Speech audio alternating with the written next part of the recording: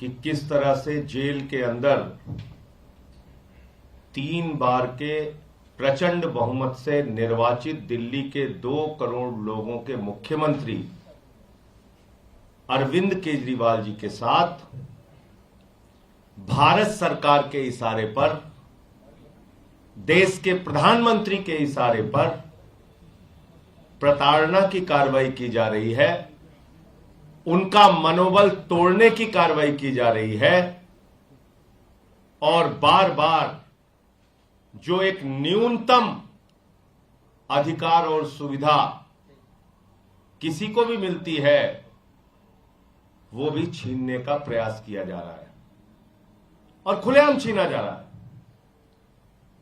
और आज जो मैं जानकारी आपको देना चाहता हूं वो शायद तिहाड़ जेल के इतिहास में कभी नहीं हुआ होगा। प्रधानमंत्री जी के अगुवाई में वो काम हो रहा है इस देश के अंदर जो संभवतः तिहाड़ जेल के इतिहास में कभी नहीं हुआ होगा, वो काम हो रहा है। जाहिर सी बात है, अधिकारी तो एक मोहरा है, उसको जो ऊपर से उनके आका आदेश देते हैं तो वो काम वो करते हैं। अब मैं मुलाकात के संबंध में बताता हूं। जेल मैनुअल ये कहता है, जेल का नियम ये कहता है, जेल का नियम 602 और 605 ये कहता है कि किसी की भी मुलाकात फेस टू फेस कराई जा सकती है और यह अधिकार जेल प्रशासन को होता है। इसका बाकायदा नियम है, आप लोग पढ़ लीजिएगा, उसकी कॉपी भी दे दे रहा हूं। 602, 605 के तहत जेल प्रशासन मुलाकात करा सकता है। अरविंद केजरीवाल जी की पत्नी आप सब जानते हैं, उनका परिवार चिंतित है, परेशान है, मां बाप दोनों बीमार हैं। हालचाल जानने के लिए, बताने के लिए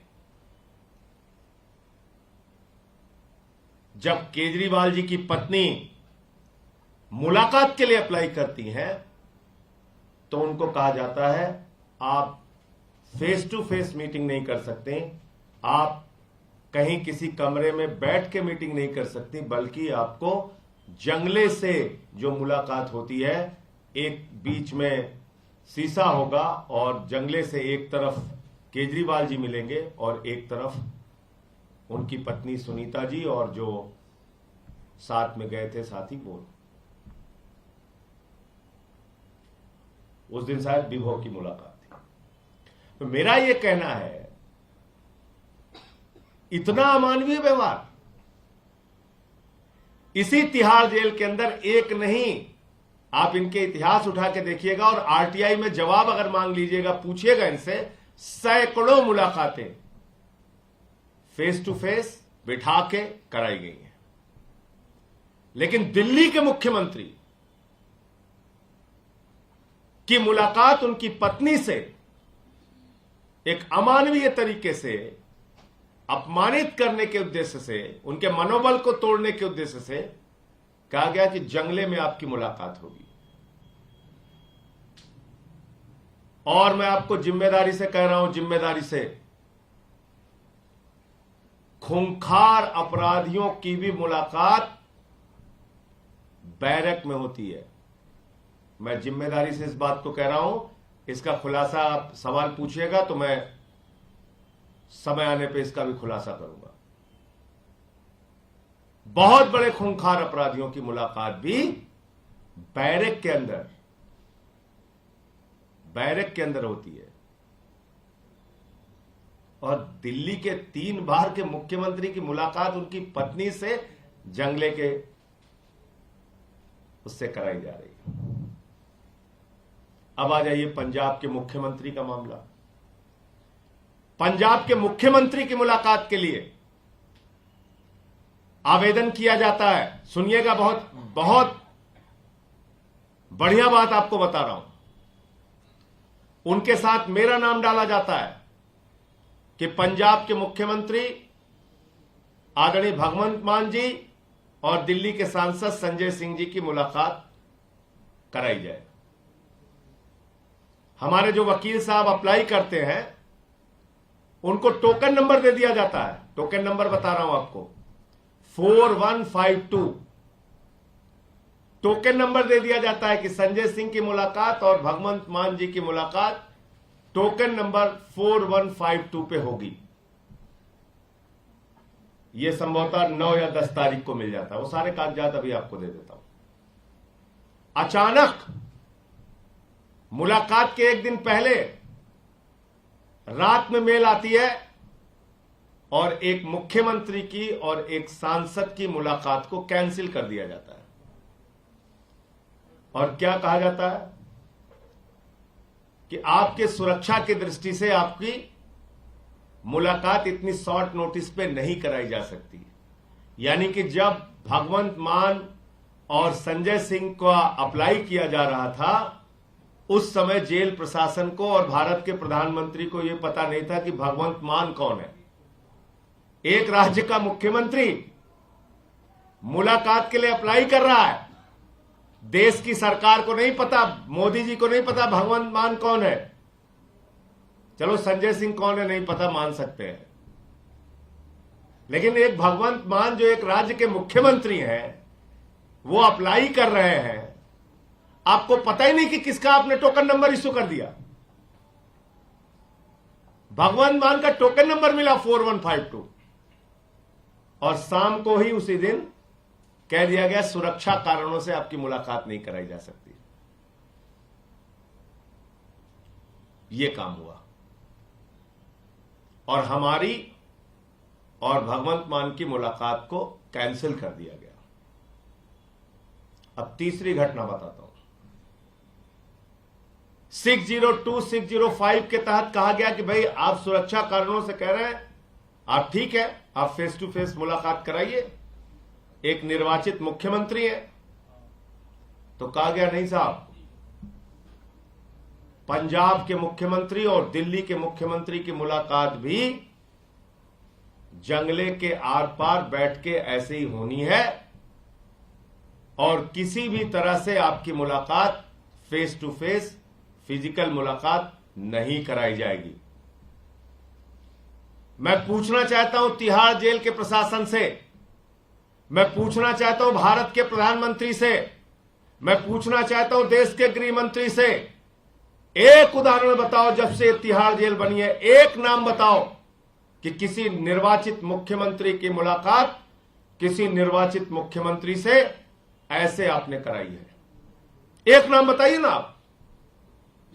मैं जानता हूं कितने लोगों की मुलाकात वहां पे फिजिकल होती है, ऑफिस में बिठा के कराया जाता है। एक नाम बताइए जब से यह तिहाड़ जेल बनी है, एक नाम बताओ प्रधानमंत्री जी, एक नाम बताइए अमित शाह जी। आप अरविंद केजरीवाल जी को अपमानित करना चाहते हैं, आप भगवंत मान जी को अपमानित करना चाहते हैं, आप केजरीवाल का मनोबल तोड़ना चाहते हैं, इस तरीके से उनके परिवार को अपमानित कर रहे हैं। उनसे मिलने के लिए एक मुख्यमंत्री जा रहा है उसको अपमानित कर रहे हैं। बड़े से बड़े अपराधियों की मुलाकात तो आप कराते हैं आराम से बिठा के, और केजरीवाल की मुलाकात जो 3 बार दिल्ली की जनता ने चुना है, मुख्यमंत्री है, पंजाब के मुख्यमंत्री है भगवंत मान, उनकी मुलाकात आप कह रहे हैं कि नहीं जंगले से होगी। और मेरी मुलाकात, मैं दिल्ली का सांसद हूं जो पहले अप्लाई किया 4152 टोकन मिला, मेरी मुलाकात उन्होंने कैंसिल कर दी। अब सिर्फ भगवंत मान की मुलाकात करा रहे हैं, वो भी जैसा मैंने आपको बताया मेरी मुलाकात कैंसिल कर दी। मैं दिल्ली का सांसद हूं, दिल्ली की जेल में दिल्ली के मुख्यमंत्री से मिलने की इजाजत मुझे नहीं है। तमाशा बना रखा है आपने। देश का कानून, देश का नियम, देश का संविधान, इसको आपने रद्दी की टोकरी में डाल दिया है प्रधानमंत्री जी। इतना अत्याचार, इतनी तानाशाही, इतना जुर्म, इतना अहंकार, याद रखिएगा, यही जनता जवाब देगी आपको। इतना जुर्म मत करो, ये अच्छी बात नहीं है।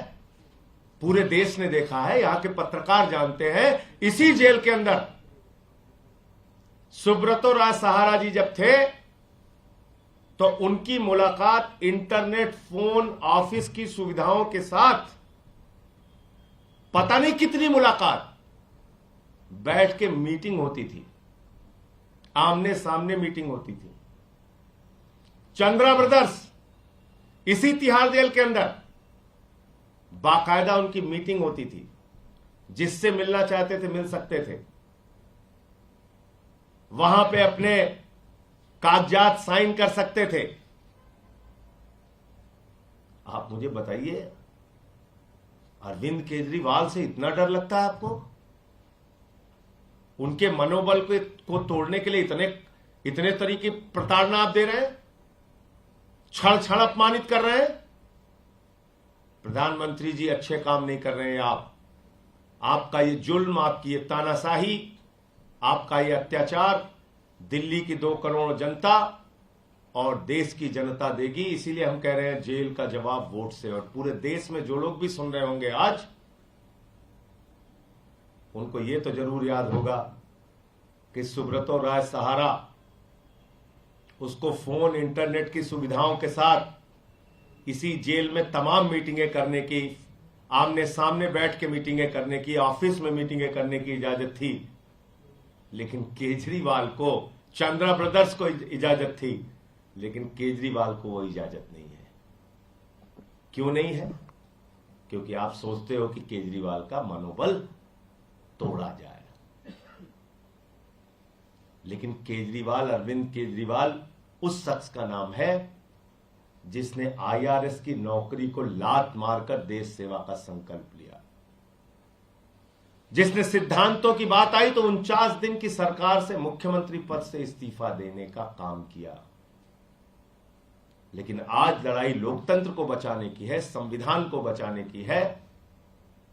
और इसलिए मैं कहना चाहता हूं प्रधानमंत्री जी और अमित शाह जी, आप दोनों से यह कहना चाहता हूं, जो एक संवैधानिक अधिकार है, लोकतांत्रिक अधिकार है, कानूनी अधिकार है, जेल के नियमों के तहत अधिकार है, उन अधिकारों को छीनने का काम मत कीजिए और अपना नाम हिटलर शाही के रूप में दर्ज कराने की कोशिश मत कीजिए। क्योंकि दुनिया में जितने हिटलर हुए उनका अंत किस रूप में हुआ, ये पूरी दुनिया के सामने है। मुझे इतनी बात कहनी थी। आपका कोई प्रश्न हो तो आप पूछ सकते हैं। सर, कौन से जेल मैनुअल रूल की आप बात कर रहे हैं जिसके तहत फेस टू फेस? 602, 605। ये क्या कारण बताएगा कि आधार पे आपको अनुमति नहीं मिली? क्योंकि दोनों का नाम एक ही साथ दिया था, एक ही साथ अनुमति मांगी है। 4152 टोकन नंबर भी मिला था, फिर कैंसिल कर दिया। कैंसिल करने का कोई कारण नहीं बताया गया। कैंसिल करने का कोई कारण नहीं बताया गया। सर, इसके अलावा लगातार, और मेरा यह कहना है कि आप चलो मेरा कैंसिल भी कर दिया, एक मुख्यमंत्री की मुलाकात, इतना तो बताइए कि तिहाड़ जेल में कब ऐसी मुलाकात आपने कराई है? एक उदाहरण दीजिए कि हां, सन इतने में एक मुख्यमंत्री आया था जिसकी मुलाकात हमने ऐसे जंगले में कराई थी। ये तो बताना चाहिए ना। प्रधानमंत्री जी और गृह मंत्री को यह तो बताना चाहिए, जिस आदमी को जेड+ की सिक्योरिटी का मिली हुई है, पंजाब जैसे राज्य का मुख्यमंत्री है, ऐसे व्यक्ति की मुलाकात आप कब, क्यों, किस वजह से इस तरह से आपने मुख्यमंत्री की मुलाकात कराई?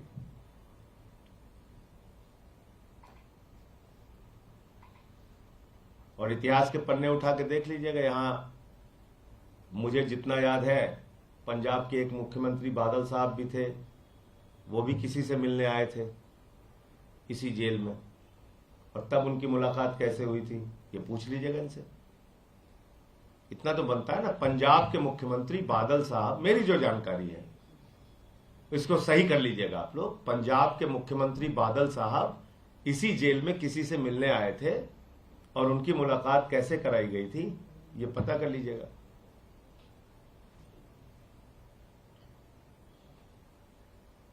और आपका कोई प्रश्न हो? जी, इसके साथ ये भी सवाल उठ रहा है क्योंकि लगातार कल भी आप लोगों ने दावा किया प्रेसिडेंट रूल लगाने की तैयारी चल रही है, तो क्या आप लोग तिहाड़ को टेम्पररी जेल बनाने की प्ली लेके दिल्ली हाईकोर्ट जाने वाले हैं? क्योंकि अगर ऐसा नहीं होता तो कामकाज तो रुकता रहेगा।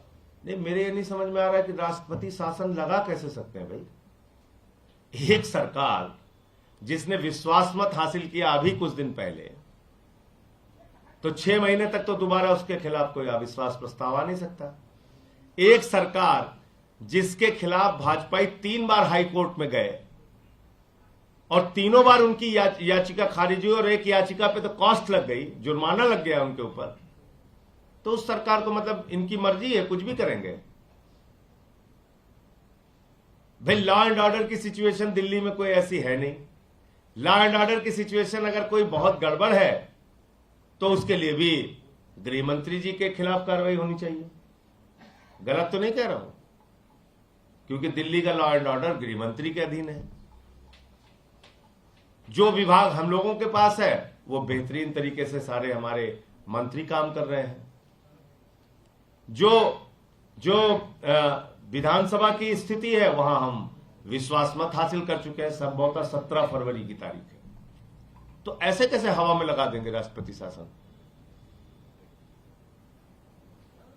धन्यवाद। सर, एक और सवाल है इसके साथ। अभी विवाद हो रहा है, बीजेपी इस मुद्दे को उठा रही है कि कलबुर्गी कर्नाटका में कांग्रेस के अध्यक्ष जब मंच पे थे तो वहां पे भारत माता की जय के नारे लगाने में असहजता दिखाई है कांग्रेस के कुछ नेताओं ने। बीजेपी हमला कर रही है। भारत माता के दामन को तो हमेशा भाजपाइयों ने कलंकित किया है भैया। भारत माता की आजादी के आंदोलन में इनके पुरखों ने अंग्रेजों का साथ दिया है। भाजपाई कैसे बोल सकते हैं भारत माता के बारे में? भारत माता की आजादी के आंदोलन में भाजपाइयों के पुरखे जो थे वो अंग्रेजों के साथ खड़े थे। ये मैं आधिकारिक रूप से बोल रहा हूं और इसके 1000 उदाहरण दे सकता हूं आपको। और बताइए आप, भारत माता की शान को कलंकित करने का काम भाजपाइयों ने किया। जो आईएसआई हिंदुस्तान में आतंकवाद फैलाती है, पाकिस्तान की आईएसआई को बुलाकर पठानकोट में हमारे शहीदों की जांच कराई। भारत माता की शान को कलंकित करने का काम भारत के प्रधानमंत्री ने उस वक्त किया कि आजादी के बाद किसी भी प्रधानमंत्री ने अपने शपथ ग्रहण समारोह में पाकिस्तान के प्रधानमंत्री को नहीं बुलाया। पहले प्रधानमंत्री हैं नरेंद्र मोदी जी जिन्होंने नवाज शरीफ को अपने शपथ ग्रहण समारोह में बुलाया। भारत माता की शान को कलंकित करने का काम तो भाजपाइयों ने तब किया जब ये शहीदों के ताबूत में घोटाला कर चुके थे। इन्होंने तो शहीदों के ताबूत में घोटाला किया है। भारत माता की शान को हमेशा भाजपाइयों ने कम करने का और कलंकित करने का काम किया है। भारत माता के गौरव को, भारत माता के सम्मान को